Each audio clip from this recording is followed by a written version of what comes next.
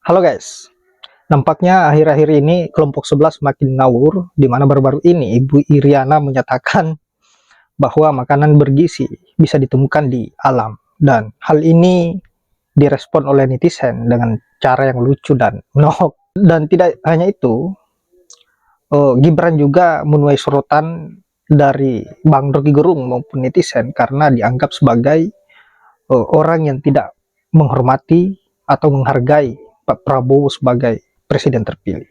Untuk itu langsung saja kita simak videonya seperti apa. Iriana Jokowi bilang makanan bergizi dapat ditemukan di alam.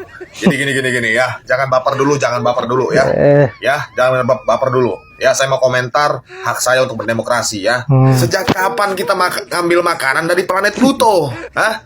Sejak kapan kita ngambil makanan dari planet Mars? Ya di alam lah makanan bergizi. Ya, tapi bagaimana alam itu dikelola dengan baik? Oke, negara turun tangan ya dari pembibitan ya pendistribusian itu dikelola, tata kelolanya dengan baik ya.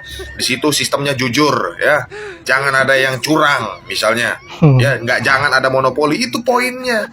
Dan bagaimana masyarakat mendapatkan makanan bergizi itu dengan mudah dan terjangkau tanpa harus bersusah payah. Betul. Kan begitu poinnya. Dan masyarakat juga harus tahu apa sih makanan bergizi itu ya, berapa takarannya, porsi gizinya berapa, ya proteinnya berapa yang kebutuhan sehari-hari, fibernya berapa, kita butuh susu berapa. Hah? Selama ini mana perannya ya? Kita dibiarkan karbohidrat, proteinnya mana? Fibernya mana? Kan itu poinnya. Jadi negara mesti turun tangan sebenarnya ya. Gizi itu perlu ya. Kok ngomong makanan bergizi ada di alam? Ya, memang di mana? Adakah makanan ini kita makan tanpa dari alam? Nah, jadi tuh ya, bisa dipahami kan? Kalian harus tahu ini, jadi baru-baru ini Gibran melakukan belusukan di beberapa daerah di Indonesia. Namun hal yang menggelitik di sini adalah seolah-olah Gibran ini menempatkan dirinya sebagai orang yang nomor satu di Indonesia. Padahal jabatannya sekarang adalah wakil presiden dan presiden terpilihnya adalah Prabowo Subianto. Hal ini secara tidak langsung dia menghina Prabowo Subianto. Karena apa? Keputusan yang dia ambil untuk belusukan itu tanpa sepengetahuan Prabowo.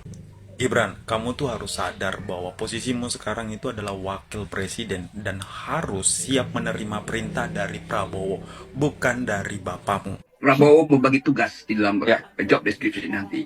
Jadi Gibran dari awal kasih sinyal bahwa dia bukan sekedar wakil presiden loh yang nunggu briefing dari Pak Prabowo. Sekarang dia mulai menunjukkan bahwa dia itu akan jadi pemimpin bayangan dari Prabowo. Ini bahayanya nih pemimpin bayangan. Padahal konstitusi kita mengatakan wakil presiden itu tidak ada fungsi apa-apa. Cuma nunggu kalau presiden tunjuk bahwa ini kamu berusukan, kamu ini nggak boleh. Wakil presiden itu mengambil alih dengan inisiatif dia sendiri dengan alasan apapun tanpa diperintah oleh presiden. Ya. Jadi mesti ada pembagian dari awal. Itu yang dilakukan oleh Pak SBY. Pak SBY betul-betul percaya pada Pak Yusuf Kala bikin pembagian tuh. Jadi briefingnya jelas dari awal. Pak JK itu mengatur soal-soal kemanusiaan macam-macam. Tetapi itu adalah dasar karena ada pembagian kerja dari pasangan ini sejak awal, yaitu Pak SBY dan Pak Yusuf Kala waktu berkampanye sudah menunjukkan poin yang sama tuh. Nah ini Gibran mengambil langkah yang kelihatannya terlalu jauh menyimpang itu. Mestinya Gibran itu diam aja, tunggu sampai dia dilantik. Itu namanya penghormatan pada Pak Prabowo tuh. Kalau sekarang kan kelihatannya ya Pak Prabowo aja belum ngomong apa-apa, belum menyebutkan portofolio Gibran, tapi Gibran udah ambil langkah.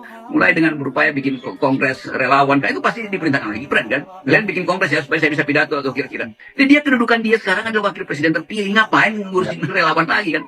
Jadi terlihat ada ambisi yang sama dengan bapaknya, dengan ayahnya, yang adalah Presiden Jokowi, untuk tetap memelihara suasana. Itu artinya kemana-mana Gibran akan dikawal oleh pers yang disewa oleh istana, kemana-mana akan ada survei yang siap-siap untuk menganalisis likability dan new electability dari Gibran. Jadi Gibran bersiap-siap untuk jadi presiden. Nah secara politis ya bagus juga, tetapi secara etis itu artinya membuat Prabowo merasa ini anak mau ngapain.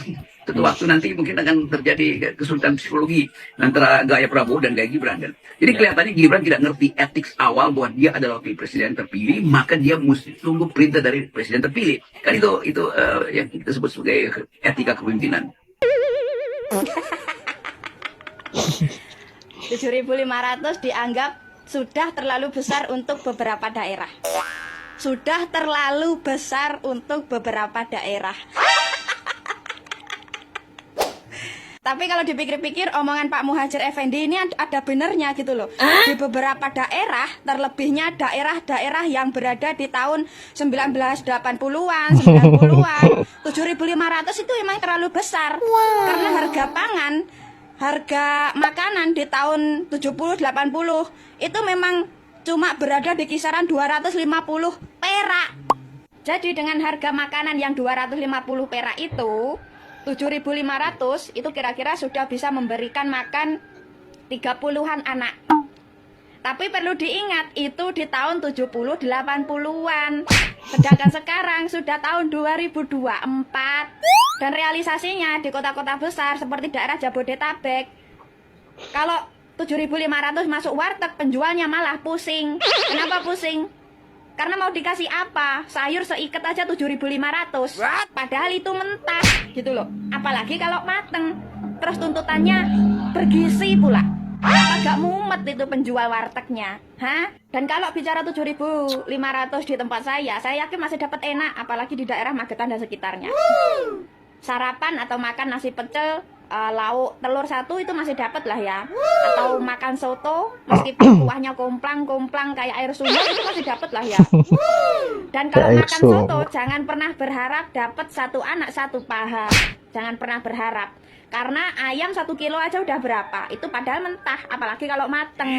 Dan kondisi makanan seharga 7.500 itu memang sudah mengenaskan gitu loh. Mengenaskan, sudah muepet. Dan saya yakin para penjual di warteg itu nggak mau bekerja sama dengan pemerintah kalau nominal makan siang gratisnya itu cuma dapat 7.500.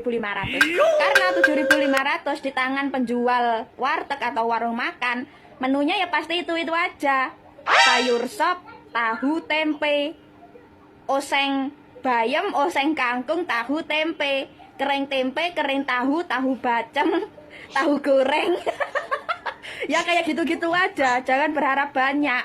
Dan jujur ya, entah kenapa, meskipun saya bukan pendukung Prabowo Gibran, kalau ada menteri menganggap 7.500 itu sudah dianggap nominal yang besar, jujur, meskipun saya cuma membaca berita, saya ikut terhina. Sumpah saya ikut merasa terhina. Kenapa merasa terhina? Semiskin apa sih pendukung Prabowo sampai 7.500 itu dianggap nominal besar? Dan lucunya ya, para pendukung Prabowo Gibran cuma dikasih 7.500 dan dianggap nominal yang besar. Mereka itu tidak komplain dengan pemerintah. Mereka tidak merasa terhina layaknya saya melihat nominal itu. Mereka tetap bangga gitu loh. Padahal realitanya mereka itu cuma dianggap pengemis oleh pemerintah. Cuma dijatah 7.500 untuk sekedar makan. Mereka dianggap miskin, semiskin-miskinnya. Sampai pemerintah mengeluarkan 7.500 untuk makan anak mereka. Mereka dianggap gak bisa makan kalau tanpa bantuan 7.500 dari pemerintah itu. Pemerintahan yang baru menganggap atau melihat pendukungnya itu serendah itu. Tapi pendukungnya malah joget oke gas, oke gas. Aduh. Saya yang ngelihatnya aja miris, ya Allah, kok ada orang kayak gitu. Yap, itulah berbagai komentar dari netizen. Saya kira cukup lucu dan tentu menusuk. Saya kira kelompok sebelah ini memang betul-betul sangat kacau akhir-akhir ini. Mulai dari menterinya sampai presiden maupun presiden terpilih dan wakil presiden terpilih. Yang ada mereka semua hanya menjadi beban bagi negara, bagi rakyat, dan tidak pernah merasa malu atas apa yang dilakukan oleh netizen hampir setiap hari. Mereka ini diberikan kritikan-kritikan yang sangat keras dan bahkan dibuat sebuah lelucon, tapi mereka selalu santai dan cuek dengan apa yang menjadi aspirasi rakyat ini ataupun netizen, yang membuat kita berpikir bahwa mereka menjadi seorang pemimpin yang tidak ada guna-gunanya sama sekali. Baiklah sahabat-sahabat, saya kira hanya itu. Terima kasih sudah menyempatkan diri untuk menonton dan semoga kalian sehat selalu. Saya akhiri dengan ucapan wallahul muwaffiq ila aqwamit thoriq. Assalamualaikum warahmatullahi wabarakatuh.